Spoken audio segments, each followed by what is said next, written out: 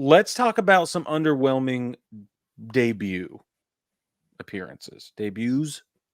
That always feels like a weird word. Let's talk about some underwhelming French debuts. Okay?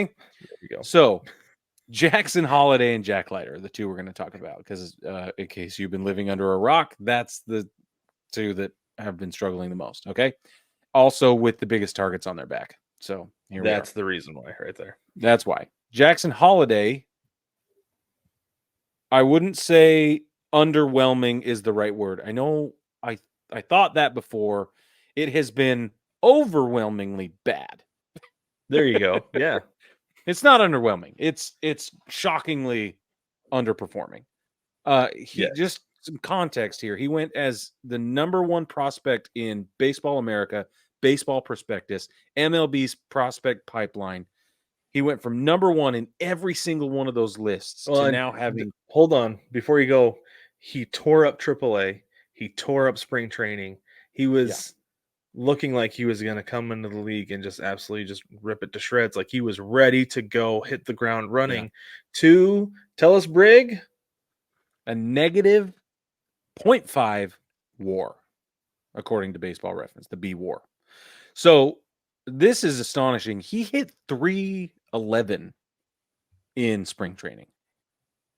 Well, and he was out of almost 500 in AAA before he got called up. Yeah, and out of a possible 10 on sort of pitcher qualifications, the quality of pitching he was facing, the references show, if you're into statisticals, right, for you, get your abacus out because this is how this works. Pitcher quality in spring training alone was at a 7.9 out of 10. So pretty good pitching, right? Anything at the 8 below is AAA. Anything in the 9 to 10 range is considered major league. So 7.9. Okay. I think that's relevant because now he gets to the major leagues and he's seeing nothing but big league speed and nothing but big league movement. And now in 10 games and 36 plate appearances, his batting average is a 0.59. A 0.59. He's barely batting his age. Like a lot of times they ask, "Are you batting your weight?" Yeah, batting my weight. Well, all right, you'll get there. You know, he's barely batting his age. Yeah, I think his shoe size bigger than that. You know, he's probably 5'9" tall. Let me look. Close, but.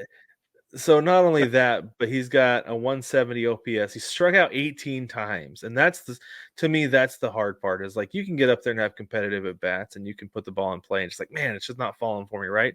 Because a lot of times if it's just not falling, eventually it will. Because they just call it being unlucky, right? Because you got to be lucky in baseball to get hit sometimes. Yeah. And if it's just not falling, you're just unlucky and eventually it will. He's not even putting the ball in play.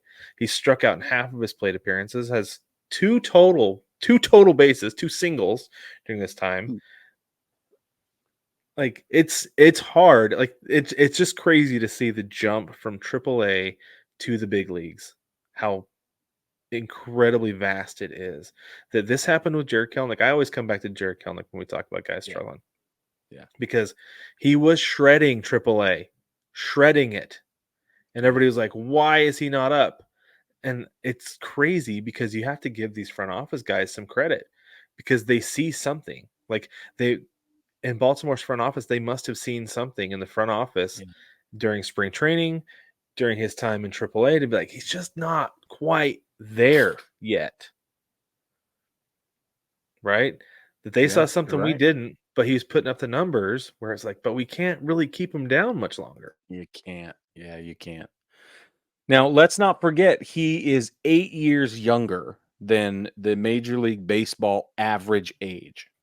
Just an average. He's 8 years younger than the average guy on the field. He's 20 years old, and he's only halfway to being 21 years old. Bro. So that's the thing to think about. Keep that in mind. He's still really young. He's got what, a year and a half of minor league baseball under his belt is all? Right. Only a year and a half.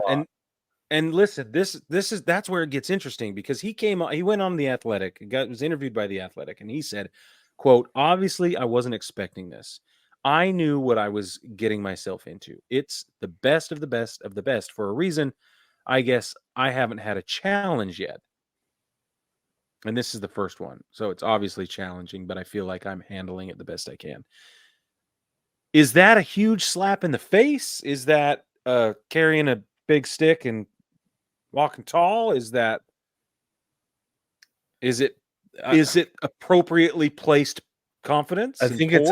I think it's appropriately placed confidence because he knows what the big leagues are like. He grew up in a big league clubhouse, right? His dad was a big leaguer forever, and this Seven-time is All-Star. Yeah. and so this is one of the things is that Trevor May talked about this with Anthony Rendon. He's like, some guys have the talent just to get to the big leagues.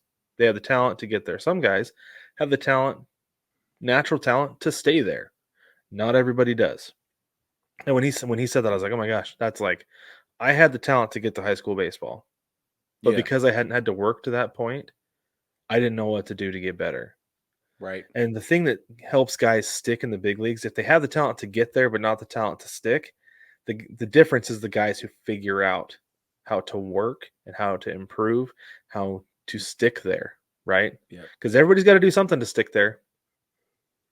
Boy. And for everybody, it's a different level of work. Some guys work harder than others to stick. Some guys just have to do a little bit to stick.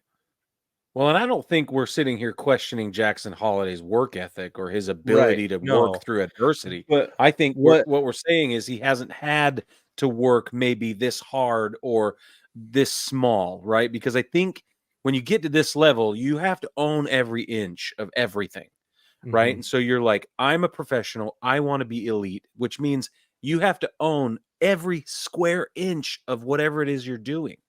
And maybe he hasn't gotten into the weeds like that yet. Right, exactly. Right. That's what I was gonna say. Is that some guys, maybe there were guys who had the talent to get to college, and that's where they learned how to work, and so they've taken that work ethic through to the big leagues, and that's what they're using. Jackson Holliday has not had to use that level of work ethic yet, so he's gonna figure it out. I'm not, like you said, not saying he's not a hard worker. He just hasn't had to learn how to do it yet. He's gonna learn how to do it. He's got a dad who can absolutely teach him. He's got a great organization there with him who can teach him how to do it. He'll figure it out. He's got the talent. Obviously, he knows how to work because he's gotten to this point, right? So he'll take it to the next level. He'll get back off the bench and he'll stick. Not worried about I it. guarantee you, unless barring some wild something, which we're gonna hope never happens, I guarantee you he comes back and is not a first round bust like we've seen so many times. It's not gonna happen. No, he's not gonna be a bust. No chance. Let's talk about Jack Leiter really quick, and then we'll get into the national TV broadcasts for the weekend. Jack Leiter made one start. He's also the son of a very prominent baseball personality. Jack Leiter made one start, lasted 3 2/3 innings, gave up 8 hits, 7 earned runs, 3 walks. He had 3 strikeouts. So, I mean, he's got that going for him, which is nice. He gave up 4 runs in the second, 3 runs in the fourth, and that was just enough to surrender the lead. And then he came out. The end. Yeah. Not just of your day, but go back to AAA and let's rework some things. Yeah, I was shocked that at that point they were like, we've seen enough. But again, it might be one of those things where the front office has more information or knows what to do with the information better than we do to see him and be like, yeah, he needs to go back down and work on some stuff. Yeah, for sure. Maybe mechanically, mentally, I don't know what, but yeah, they send him back down to Round Rock, and who knows how long he'll be there for.